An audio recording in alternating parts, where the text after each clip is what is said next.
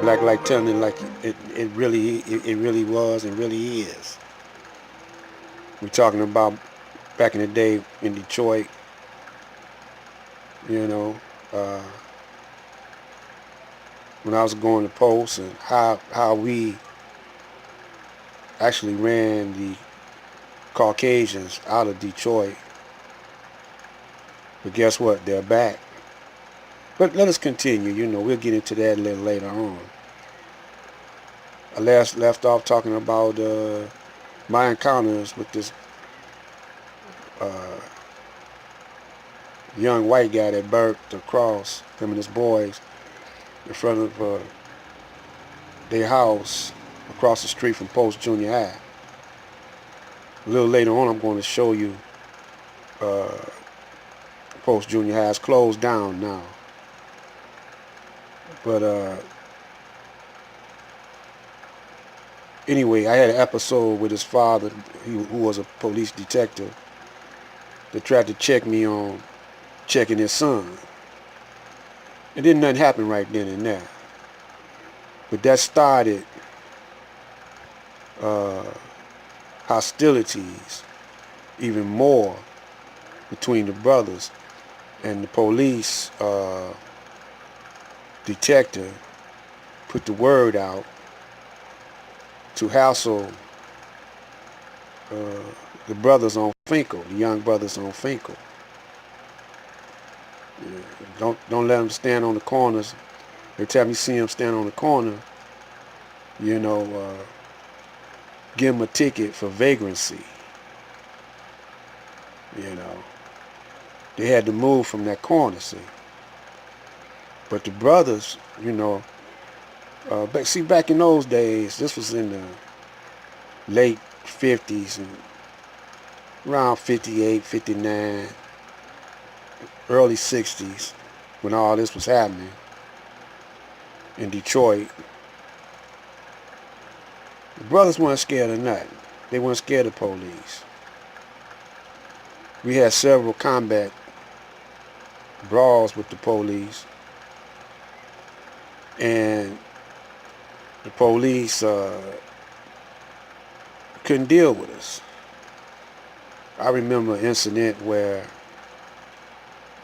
uh, the police was hassling some brothers because they used to walk beats back in those days. Be two police walking, and then it got down to one. And they was young. First it was older police.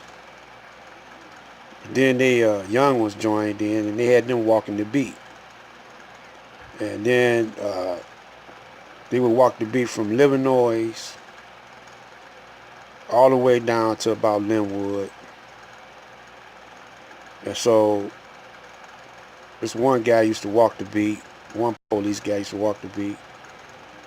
The brothers was laying in an empty storefront, not in the storefront, but in between the two buildings in the shadows. And when he passed them by, they grabbed him, pulled him into the in between the two buildings, and took his gun from him. Beat his ass, took his gun. So then they started walking uh, two by two. That didn't deter nothing, because they got their ass cooked, and they got their ass kicked, and their guns took. This is on Finkel.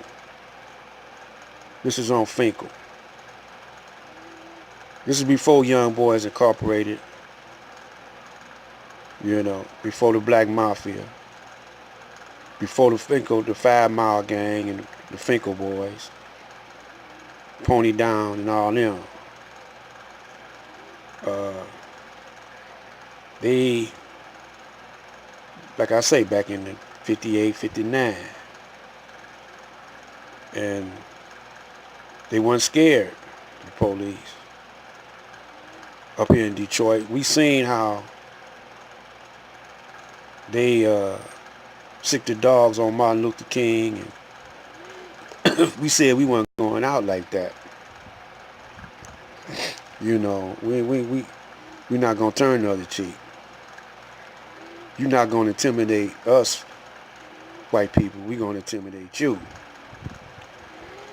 So they had their little sons on their little paper routes in the hood.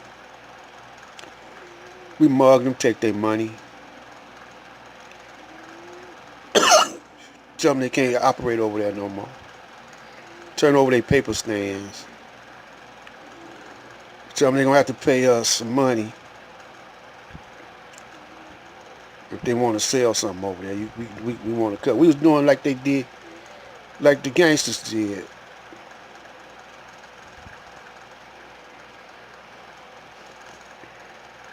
Excuse me. So the police got so bad over there. The police had to go in patrol cars now. They didn't walk the beat no more. They start riding down the street in patrol cars. And when they see a gathering of brothers on the corner, they pull the patrol cars over. But meantime, back at post school, as we were going to school, and we had little skirmishes with the white gangs. They would catch us one by one or whatever, and I remember it was. I'm gonna fast forward a little bit to the last day of graduation when we was getting ready to graduate from Post to Mumford. And we're gonna talk about that in the next video. This is Black Light.